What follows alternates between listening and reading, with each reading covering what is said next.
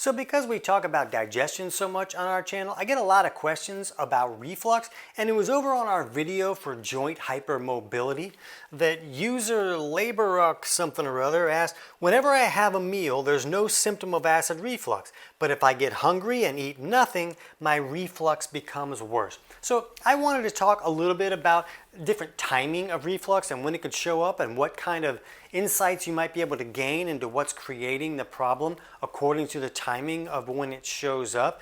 And keep in mind that I don't know user Laboruk or whatever that was, and I'm not a doctor. I'm not giving them or anyone else any type of medical advice. I'm just a professional stand-up comic turned nutrition author, because when I lost my voice for 8 years, 23 different doctors couldn't help me fix my reflux and help me correct that issue. So I had to dig for my own answers.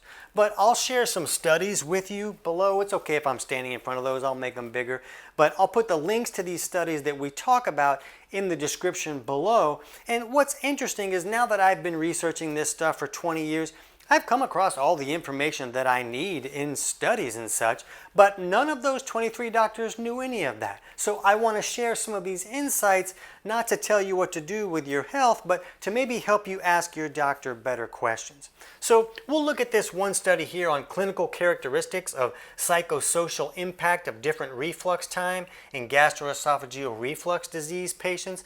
And they were looking at the timing, and most of what they were looking at was the difference between people who would have reflux symptoms during the day, during the night, or both. So they were looking at some of those combo things. And what they found is that the majority of people have these reflux symptoms within about 2 hours after a meal. When we're eating food and then the stomach is making this stomach acid, that seems to be when more acid would come up and create the symptoms for these individuals. So that's pretty common. And we also had in this study them talking about, well, sometimes when people are obese and they're having more pressure put on this system here and this, sphincter that's supposed to close so that acid doesn't come back up, that can have effects. They're kind of talking about, nighttime might create more symptoms for some people because they lay down and then that gravity is not keeping the acid down and it can come back up and create symptoms. But we want to look at what happens when it's happening away from mealtime.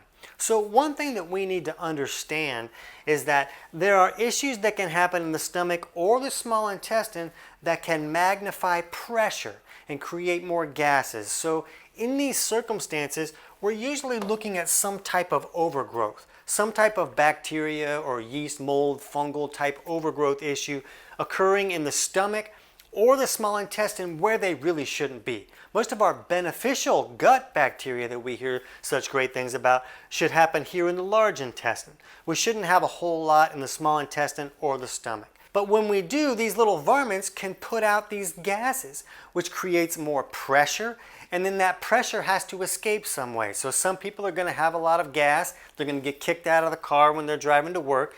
Some people are going to have more gas that pushes up, and they might burp, or they might have this acid reflux situation.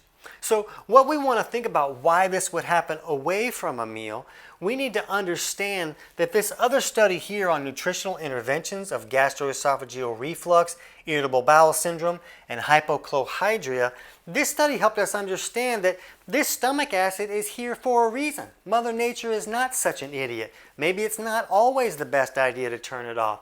This study helped us understand that we need this stomach acid to trigger hormones and other activities in this digestive process. It's the stomach acid that triggers some of these things to happen.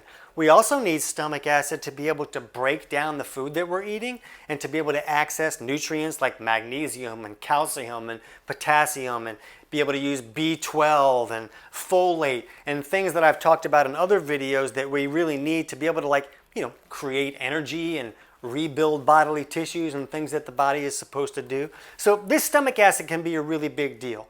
But what we need to understand is that when food comes in and the body makes this hydrochloric acid or stomach acid in the stomach, that triggers other things to happen. And it can trigger things like this lower esophageal sphincter at the bottom of the esophagus that's supposed to open and food can come in. That acid is allowed to trigger these things to happen to close that sphincter so things don't come back up. But if someone is not making enough stomach acid to really trigger all these things to happen correctly, then this sphincter does not close, and then the acid comes back up and burns us. So if we understand that, what's going on when someone is not really experiencing reflux while they're eating is that they're probably making enough stomach acid while that food is in there to trigger this valve to close. But then when there's not food in there, the body's not needing to make more acid to really break down that food. And now if there's some type of overgrowth here in the stomach or in the small intestine creating excess gas that's pushing things back up, then that could be enough pressure to allow the small amount of acid that's in the stomach to get pushed back up and burn us. So this is one possible scenario where someone might experience more reflux away from food. This study that I mentioned also helped us understand that this stomach acid is here to keep the bad guys out that come in on the food that we're eating.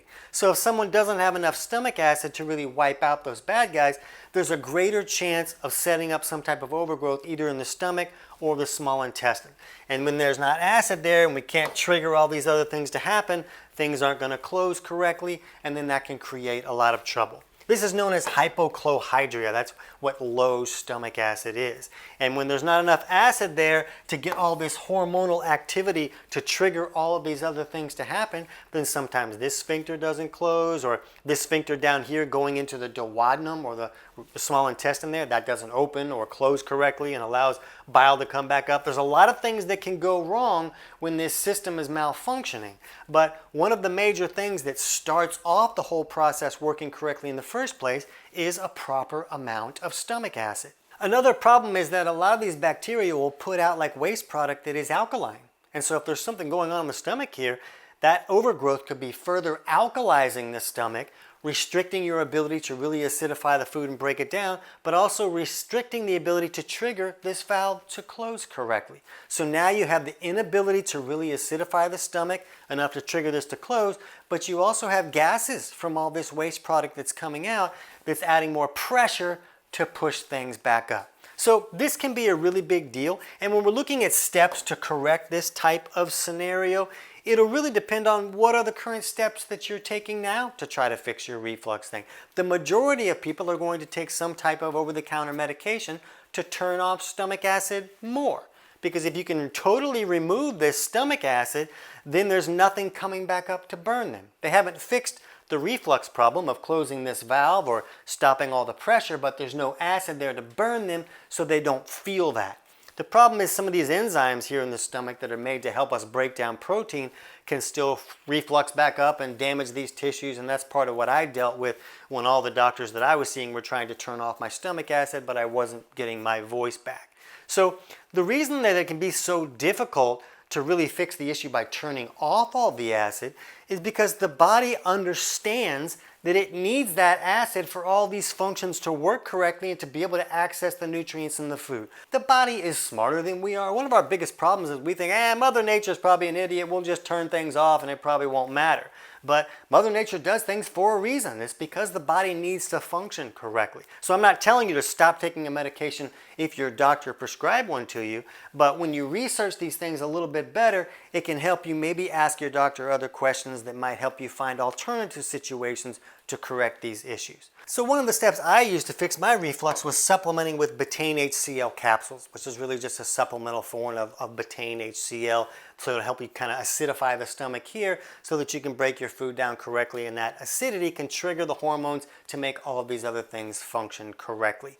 And it can be a little bit complicated. There's troubles that can come up when you start supplementing with HCl for some people. If there's an overgrowth here in the stomach or even in the small intestine and you try to acidify things correctly, if it's a lot of alkaline waste and all these gas and pressure coming from this bacterial overgrowth, it can really magnify a lot of symptoms when a person starts using this. If they're putting in more acid, but it's not enough to really acidify the stomach and trigger all these things to work correctly and these valves to close, then now they're going to have more acid coming back up. So it can be important to understand how to use HCl the right way. I'm not going to dig into that a whole lot in this particular video, but I'll put a link in the description below for our totally free digestion course, and that walks you through how to use that correctly and maybe some steps you could take to reduce an overgrowth before you do this so that you don't magnify any type of symptoms. You know, the level of trouble that you're having can depend on the intensity of this overgrowth. So taking steps to bring them down, and we use natural things like, D-limonene, which is like an orange peel extract, or mastic gum, or maybe even celery juice. And we talk about all those things and how to do them correctly in that totally free course that you can find in the description below.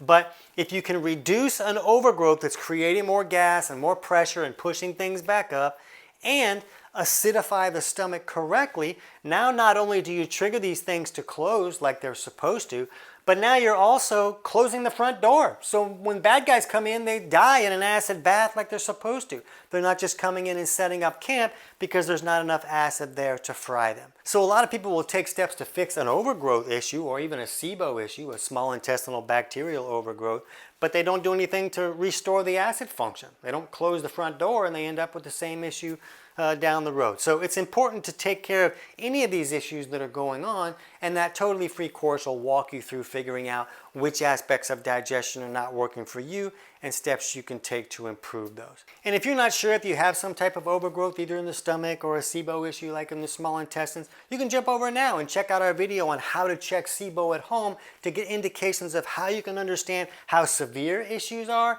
and what kind of progress you're making when you're taking steps to improve the situation. I can't wait to hear about your results.